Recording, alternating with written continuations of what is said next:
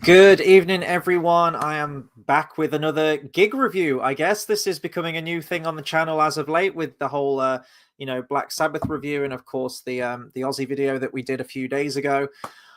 I am not with Dale on this one. He didn't go to this gig last night, so I was very, very fortunate last night to go and see Wasp.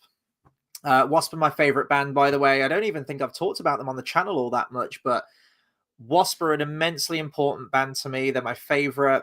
They actually inspired me and got me into playing guitar in the first place from listening to their discography, specifically the Crimson Idol and specifically the track The Idol. The guitar solo at the end of that was the one that got me into playing. So very, very important band to me. And they were playing very local to me. So I went to see them last night performing their Album One Alive tour, obviously the 2025 leg at Rock City in Nottingham. Sold out gig, as it usually is. I think Nottingham's quite a big crowd actually for Wasp.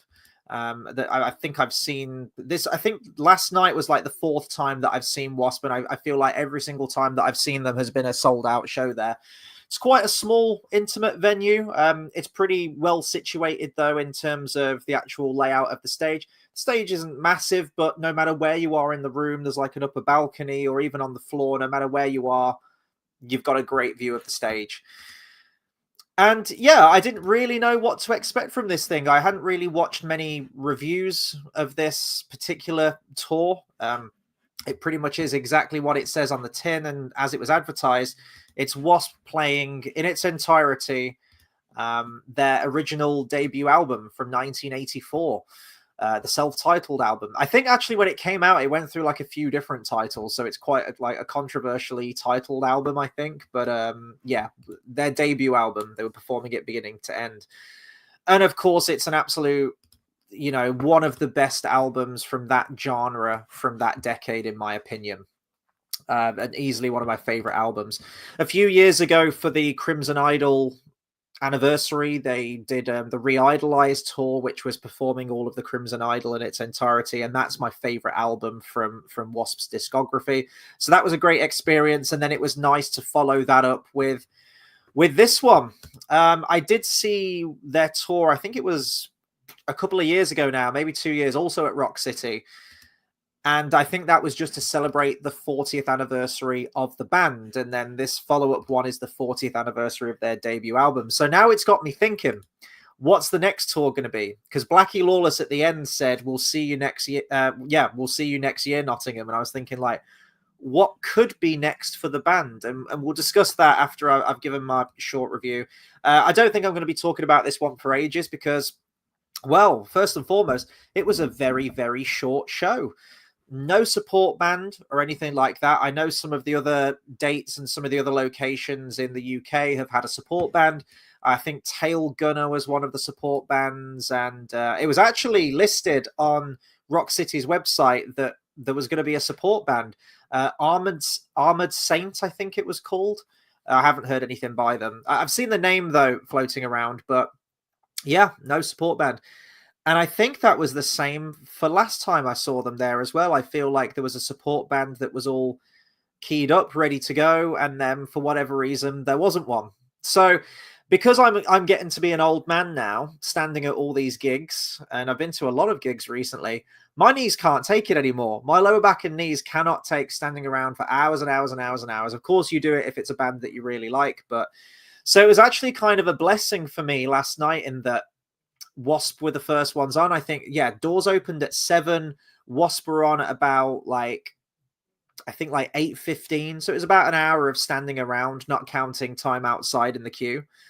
But they came on, and I think the entire set may have been like an hour and 10 minutes to an hour and 15. And that's counting the band going off stage, the crowd going nuts and then coming back on for the encore. I genuinely think everything was said and done in about an hour to an hour and 15. Very, very short show. And that's something that has been a thing that's been concurrent with all of the Wasp shows that I've seen, in that they never really stick around for like an hour and a half, 2 hours. You're not going to get like a 3-hour Wasp gig or anything like that. And there's pros and cons to that. I mean, the tickets for this, I think, were about £40, which, considering how much gig tickets are now, that's actually really, really good. based on the runtime, you know, I've paid about that for a band that play a lot longer. And yeah, so to me, it's almost like a bit of a shot of adrenaline. Like, you go there, an hour and a bit, it's done, and you're like, wow, that was really good. And I guess, you know, always leave them wanting more. Don't outstay your welcome. And also, I'm guessing stamina wise as well. I mean, none of these artists from the 80s or whatever are getting any younger. Blackie is he like 68 now? I think, yeah, 68. He'll be coming up to 69 in September. You know, no spring chicken now, but you wouldn't think that on stage. He seemed, I don't know if it was just because of this original album or what. He seemed like he had a lot more energy to him. I know he's recently had back surgery and looks like he's made a full recovery from that. But it's going to sound, you know, like insane me saying this, but he was like walking from side to side on the stage. He was pacing. He seemed to have, you know, that sort of cheeky smile to him, like he was really into the music that he was playing and putting on a show for everyone. Yeah, pretty good showman. He's not doing crazy antics on stage. He never has. Well, probably did back in the day. But for the last few live shows I've seen him, he's been very subdued on stage. But last night he seemed to really, really get into it a lot more, which was great. And of course, you've got the big mic stand, you know, the skeletal mic stand that, you know, he's sort of like leaning back on it, and it's like rocking back and forwards and whatnot. Now, I know that with previous live shows, well, and probably this live show as well, there was a whole controversy as to whether he's lip syncing. If he admitted in a Q&A that he performs to backing tracks, and he was very careful to avoid the questions about directly lip syncing and miming along to certain songs.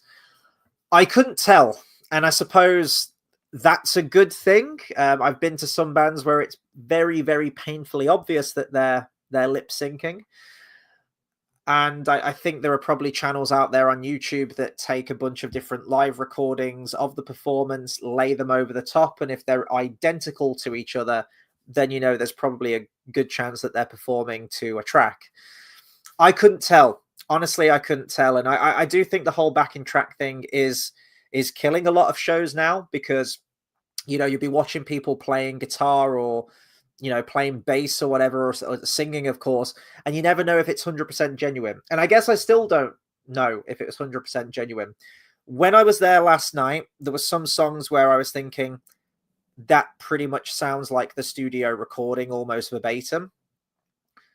But then I recorded a few of the songs on my phone. I didn't record loads. I just kind of wanted to get wrapped up in the moment. As I say, it's one of my favorite band. It's one of my favorite albums. And I just wanted to be there and appreciate it in the moment. But I did record a few videos, and those videos initially I thought sounded like they were tracked. But when I listened to them back on my phone, I was like, oh, okay, no, maybe he actually was singing them. And if he was singing the whole thing, fair fucking play to Blackie Lawless, because his voice has not faltered at all. It sounded exactly like the record. He talked to the audience about the initial idea for the track listing and his sort of back and forth with the promoters of the show, saying that you can't do this in order. Well, no, actually, I think the promoters said, like, if you're going to do this show, you need to do the whole thing from beginning to end in chronological order that's on the album. And it sounded like I actually got lost in translation with this a little bit. I don't know if Blackie was saying that I don't want to perform it in chronological order, because you're going to open with one of their main singles, right? You're going to open with I Want to Be Somebody, Love Machine, The Flame, Bad, and you're going to end with The Torture Never Stops. There isn't a bad song on this whole album as far as I'm concerned, but I can understand. He mentioned, like, if Led Zeppelin got back together and were performing one of their albums live, would you have Stairway to Heaven as the first song? Of course you wouldn't. The band would save that as, you know, one of the last ones on the set. But I'm really glad that he went in order. It just adds to the authenticity of the original track listing of that album. And yeah, it was great. None of the songs on the debut album let up. They are just insane. Just like, they kept that energy going. And the drummer in the band as well, I think I'm probably absolutely butchering his name. Is it like Achilles Priester or something like that? The drums sounded immense last night, which took these already heavy as fuck songs, which sound incredible, but the drums sounded even heavier than what I'm used to hearing on the record. So, you know, stuff like The Torture Never Stops and just like dun, dun, dun, dun, you know, like the bass drums and the double kick and everything really gave those songs like a new, I won't say lease on life, but just elevated it even higher for me. Heavy as fuck, and it was awesome. So they performed the whole album. I think, isn't the whole album? Yeah, it's about like 40 minutes or so. There was some extended guitar solos in there. Doug Blair took the solo on Sleeping in the Fire, and as the band went off, probably for a bit of a break, and then came back on to conclude the rest of the album. And then there was a couple of encores, nothing like immense for the covers. There's the classic medley where it's, and W.A.S.P do this a lot, and I know it allows you to cram more songs in there, I guess, but sometimes it can be a bit frustrating. Sometimes you want to hear these songs just in their entirety, but you'll get like verse 1 and a bit of the chorus, and then they'll segue into another song, and it's just like, oh, I was just getting into that song, and now you've moved on to something else. So I don't know how I feel about medleys, and I know that W.A.S.P do it a lot, but there we go. So the encore set, you had the big welcome going into Inside the Electric Circus, which was awesome. Then they segued into I Don't Need No Doctor, and then segued into Scream Until You Like It. And then that was the first song. And then they did another encore, which was The Real Me, which is their cover of the Who song, into Forever Free, which I don't think I've ever seen them perform live before. And that's one of my favorite W.A.S.P ballads. That's probably one of my favorite W.A.S.P songs. So that felt like it was the majority of the song, actually. I think they cut out the bridge in the middle of the song and just sort of kept it to the chorus repeats. But either way, that was great hearing that song, because that's absolutely one of my all-time favorites. And then they segued into the Headless Children, which, again, I don't think I've heard them play live before. Very, very underrated album, in my opinion, in W.A.S.P's discography, the Headless Children. And I'd love to see them do a tour of that at some point. And then they went into Wild Child, which they did play in its entirety. And then they concluded with Blind in Texas. And I think they concluded with that last time I saw them as well. What was really funny with Wild Child is, before the show even started, this guy who's, you know, at Rock City came out with like a megaphone saying, just to let you all know, this is a no crowd surfing establishment. Like, if you get caught, or if you do choose to crowd surf, then you will be escorted out of the building with no refund. That didn't stop two people during Wild Child. I thought it would be Blind in Texas if it was going to be any, but they did it during Wild Child. So I was there recording it, and then I just have a leg sort of emerge past my face. I think actually that's the first time I've ever been caught up in like someone crowd surfing above you, which was a very surreal moment. I could see there was like something kicking off behind me. The crowd was sort of parting and had a worried look on their face, and I kind of glanced back, but I was watching the show. I was like, what the fuck is happening back there? And then all of a sudden there's just like a boot and a leg, and I was like, oh, okay. And then about 30 seconds later, someone else followed suit, which was kind of funny. And you know, I get that it's like a no crowd surfing thing, you know, for health and safety reasons, but I'm like, it's fucking W.A.S.P. Like, it's a heavy metal gig. Like, people are going to do what they're going to do. And especially if people have had a drink, like, people are going to fucking crowd surf. Like, yeah, fucking go for it. I don't care. I'm cool with stuff like that. And that was it. That was the whole show. So as I say, about an hour 15 max, I think it was. Proper, like, shot of adrenaline show. One thing that has been lacking with the last couple of shows, this one included, and I think this is more for the fact that Blackie really bigged this up in like a radio interview he did when he was promoting the previous live show that they did, which was celebrating 40 years of the band. He mentioned that, oh, the staging is going to be something you've never seen before. Like, it's going to be an absolute light show. We're going to have pyrotechnics. We're going to have this, like the backdrop of everything. And you was expecting like this massive lavish show, almost akin to something like that Kiss would perform, right? Like fucking fireworks and flamethrowers and you name it. And it was the most low-key like setups you'd ever seen last time. There was a couple of I don't even know what you call them, like tapestry things almost in the background, just as like a bit of a backdrop with like circus imagery on, because it was like the electric circus. And that was it. That was your backdrop. There was no pyrotechnics. There was a bit of a smoke machine which pumped out stuff every now and then, but not massively. And that was it. So I felt like Blackie really, really oversold the staging on the last show, and the staging was identical on this one. Like the backdrops were the same tapestries they slung up at the back. A bit of a fog machine at the beginning. They do come out to Elvis Presley's song, CC Rider, though, which is always great because I'm a huge Elvis fan as well. So, you know, the da-da-da, da-da-da, da-da-da, like they came out to that, which always gets a kick out of me. I love that. And the main song that plays before they walk out, they usually play this, is The End by The Doors, which is fucking phenomenal song. So yeah, all in all, I was very, very happy. I picked up this shirt. I actually ordered this offline. It's the first time I've done that for a gig. I've bought one off their actual website. It came a few days before the gig, which I was really happy with. And I did want to pick up. There's a variation on this shirt. So I guess I'll stand up a little bit. It's like the first album cover, right, which is really cool. It's got like Chris Holmes on it and everything. But there is a shirt which has this design right there that I've got on the thumbnail, and I did want to try and pick up that shirt as well, but they were out of stock in my size, so I think that's getting I think they're restocking that. And I did buy, I think it's downstairs, I did buy a bandana. It's the first time I've seen Wasp have a bandana available. 30 fucking quid, absolute rip off for what it is. But usually when I go out, if I go to like a rock gig or if I'm like a rock night out or something, I always do like the very 80s thing because it fucking looks cool, right? At least I think it does. Like you tie the bandana to like your belt or something. And now I've got one that's my favorite band on it, so that's pretty cool. One thing that oh, it doesn't have it on this shirt actually. I thought it did. Huh. Well, it's one of the other shirts that's available. I think it's the other one that I just mentioned. The razor blade, like the logo at the side, they tend to have like Wasp and then how many years they've been going. So I think it's like 42 or 43, I think they're on at the moment, with a big like 4-3 above it. So I quite like how there's that continuity with the shirts. Like they don't change the designs all that much, but the number does change on the side. So I guess if you're a collector of them, then you know, they're always good to pick up. Robin says, well, thank you for joining, Robin. Says all concert merchandise is a ripoff, and yet we keep paying it. We really do. Honestly, what I do sometimes is, I don't even know if I should be admitting this, but I don't give a fuck.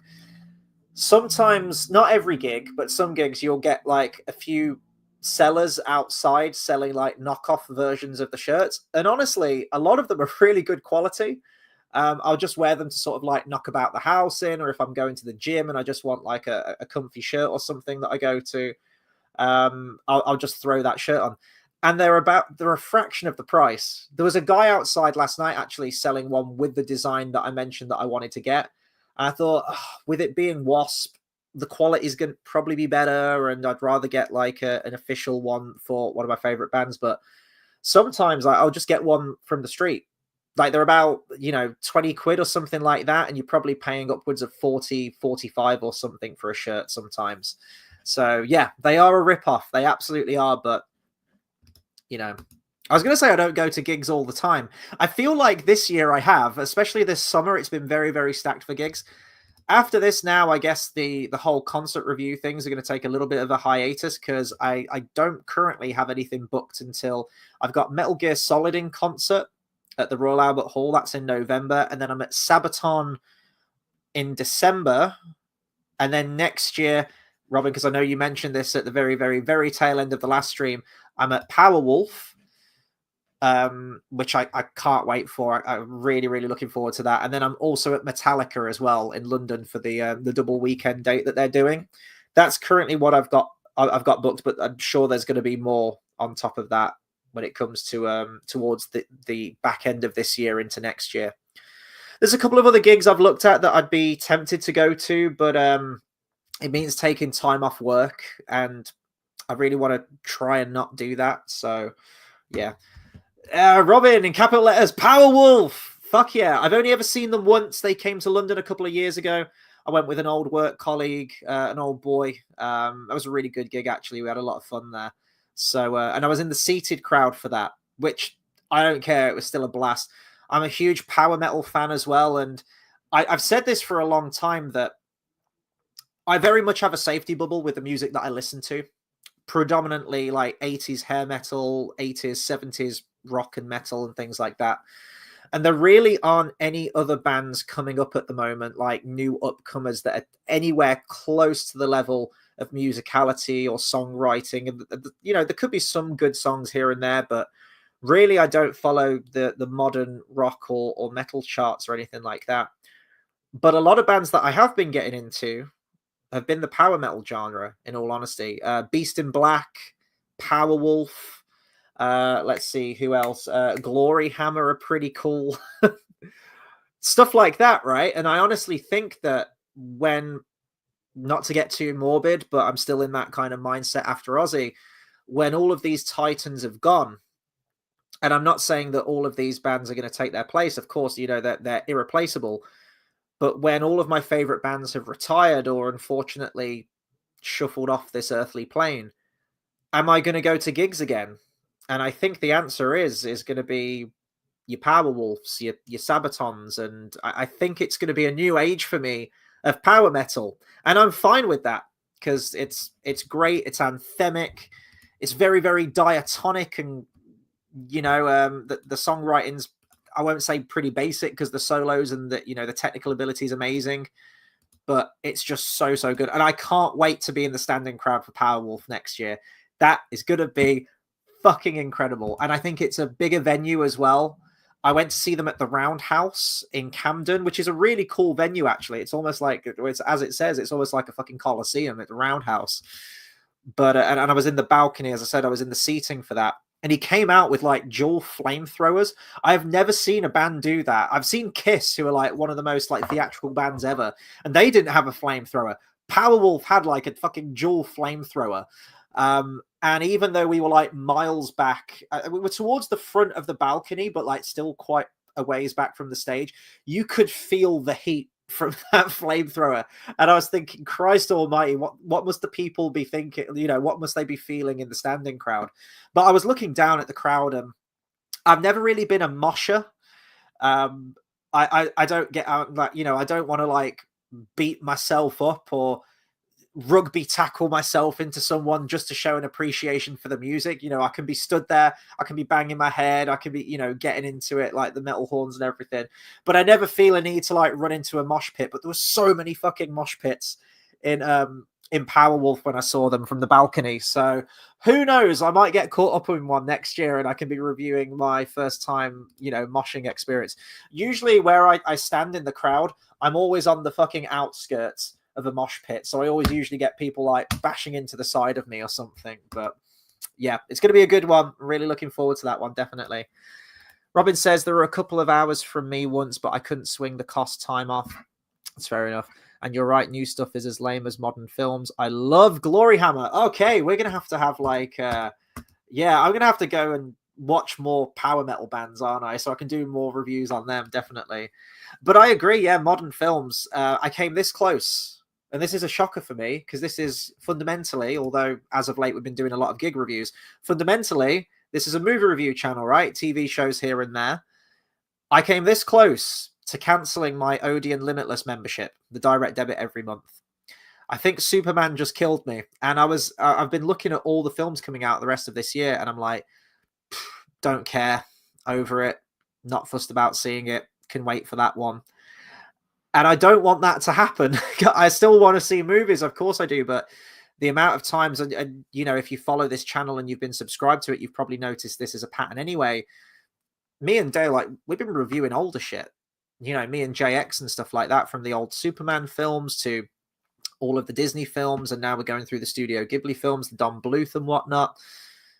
And I like that. I like going back to some of this older stuff that maybe I haven't seen in a while, or just even better, I haven't seen it before, and I'm now watching it for the first time. So for me, it's like, it's older content now. If I do go to the cinema, it's probably rescreenings of older films that I've never seen on the big screen.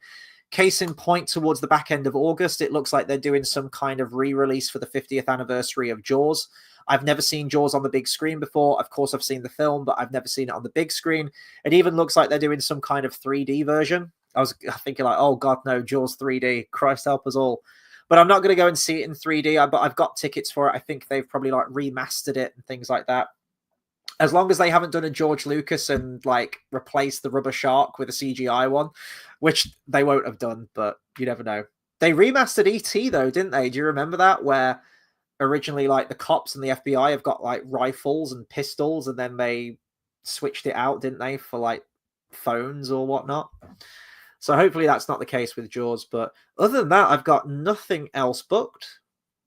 There's just nothing out over the, well, I know we're towards the back end of the summer now, aren't we? We're, you know, a month or two, we're going to be getting into the autumn. But yeah, modern movies just aren't doing it for me. Modern music certainly doesn't do it for me. And that could be that I have a safety bubble both with movies and music. But I think sometimes it's just the quality speaks for itself, doesn't it? And I'm not saying there aren't good movies that come out, and I'm not saying there isn't good music out there if you know where to look for it, but to me, it feels very, very few and far between now. Robin says, I work in a library and read a lot. Books are in the same kind of deal. Everything is copy-pasted woke crap. Old is the way to go, and I'm rereading Lord of the Rings for the 12th time. Look at that. You got a smile at me. That warms my heart so much. Dale's going to be taking his Lord of the Rings journey as well, although he's been thinking about reading the Silmarillion first before going into the Lord of the Rings. Very, very brave man. But yeah, there's always more to discover with the Lord of the Rings. You're never going to absorb everything, all of the names, all of the places and everything after one read, two reads, three reads. I don't even know how many reads I'm on of that book, and I still couldn't tell you everything from it. There's always more to learn if you're open to it. But yeah, I don't read as much as I know I should. I really should, and I've got a little bit of extra time now over the next 6 weeks because I'm off from, well, not completely off from work, but one of my jobs I'm not working for the next 6 weeks, and I did want to try and spend that time reading something, but I keep getting pulled into the when I do find time to read, I keep getting pulled into the black hole that is Tolkien. I'm rereading the same stuff. I mean, I've got the 12 volumes of, you know, the history of Middle Earth. I was halfway through volume 1. JX bought me very kindly for my birthday, bought me a few Tolkien books, which I still haven't read yet. And then there's also these, which I've never read, which I've been dying to read. And they're pretty small books. Like, I reckon I could get through them pretty quickly. The Chronicles of Narnia. Never read them before. I think I got like midway through The Lion, the Witch, and the Wardrobe, and I was really enjoying it, but for whatever reason, life got in the way. I got distracted with something else, and then it's been so long now that I'd probably have to start it from scratch again. So maybe I'll give those a go. Maybe I'll give Tolkien a bit of a break and work my way through 7 books of C.S. Lewis. Did C.S. Lewis write anything else? Like, all I know him for is Narnia. He probably did. He probably wrote a stack of other stuff, but that's all I know. That's all I'm aware of from him. Right, I'm going to have to round it off there tonight, I think. I wanted this one to be a short and sweet one. In short, Wasp were fucking great. They're still my favourite band, and I keep listening to their stuff like non-stop on Spotify when I'm driving. I am looking for some more bands to listen to, and maybe I should start listening to Sabaton ready for the gig in December. But if you guys have got any bands that you'd recommend, or let me know bands that you've been listening to currently, please do let me know, because I am always looking to listen to some new stuff. And as I do a lot of driving for work, it's nice to get some new music that I'm listening to. Robin says, have I ever tried the Dresden Files? Narnia is originally for kids. You'll get through them so fast. No, I've never heard of the Dresden Files, to be honest. Yeah, don't know anything about it. In the meantime, let me know your favorite Wasp songs. Which ones have inspired you? Which ones do you think are the heavy hitters? Do let me know. And please do consider subscribing to the channel for more movie reviews, discussions, and live streams. I'll be live again this Wednesday with Dale. We're going to be doing the next Studio Ghibli film. We gave it a bit of a pause last week because we went to the gig, and we did intend to maybe do it on the Thursday last week, but we were both really busy. We never got around to it. So yeah, we'll be alive in a couple of days for did I say alive? Hopefully we'll yeah, hopefully we'll be alive. We'll be live in a couple of days to give our review on that next Studio Ghibli one as we continue our retrospective into December. So yeah. Big thank you to everyone that's tuned in, and thank you, Robin, for commenting along and keeping the conversation going. I will catch you on the next video. Take care, everyone.